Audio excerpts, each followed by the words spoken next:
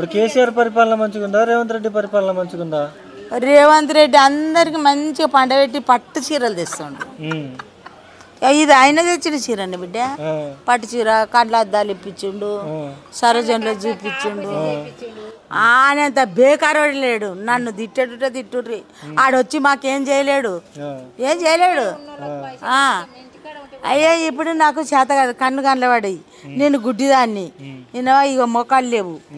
మరి నా తిండి ఏంది, నా తిప్పలేదు. పింఛన్ 2000 వచ్చిందన్న, ఇంత పొట్టకో ఏదో గంజో నీరో తాగి బత్త కదా, అది కూడా ఇయ్యరా? ఏం చేయాలి చెప్పు? రేవంత్ రెడ్డి వచ్చా 4 గుద్దుర్రి, 3 గుద్దుర్రా అండ్రి, బాగా గుద్దించుకు.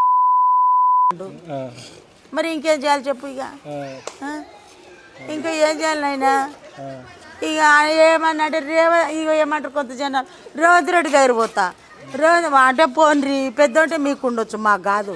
మాకేం చేయలేదు అయినా. గిన్నె ఒక నీళ్ళ ప్యాకెట్ తాగలే మేము, ఒక్క రూపాయి తీసుకోలే. తిన్నరేమో, మాకు 10 రూపాయలు ఇవ్వలే బిడ్డ.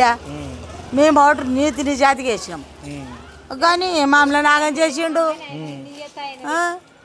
పింఛన్ కూడా లేదు బిడ్డ, లేదు. ఇప్పుడు 65 సంవత్సరాలు ఉన్నాయి నాకు. ఫ్రీ బస్ పెట్టిండు కదమ్మా, మరి నేను ఎక్కడ పోతా? కుటికాలు వేసుకొని ఫ్రీ బస్ ఉంటే ఎక్కడ పోతా చెప్పు? నాకు ఎక్కరాదు, దిగరాదు. ఇప్పుడు మరి బతుకమ్మ చీరలు ఇచ్చినా అంటా ఉన్నాడు. నాకు ఇయ్యలేదు బిడ్డ, బతుకమ్మ చీరలు కూడా రాలేదా? ఏది లేదు, బతుకమ్మ చీర లేదు, ఏం లేదన్నా. మరి సన్న బియ్యం అయినా వస్తానమ్మా? సన్న బియ్యం ఏం లేదు. గిడ షేక్పేట కాలువ కాడ ముస్లిమ్స్ అయిన కాడ బియ్యం తెస్తుంటే ఆయన ఏం చేసిండు, బియ్యమే ఇచ్చడము బంద్ చేసిండు, కార్డు కొట్టేసిండు. ఎందుకు కార్డు ఎందుకు కొట్టేసిండట? బియ్యం ఇస్తే 2 సార్లు పోతే పోయలేడు, 3వసారికి నా కాలు నడవరలే బిడ్డ, నేను పోలే. ఇక మొత్తం ఆయనతో కొట్టేసిండు. పోకపోతే కార్డు తీసేసిండు.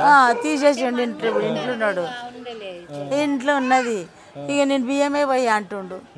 ఏం చేయాలి బిడ్డ?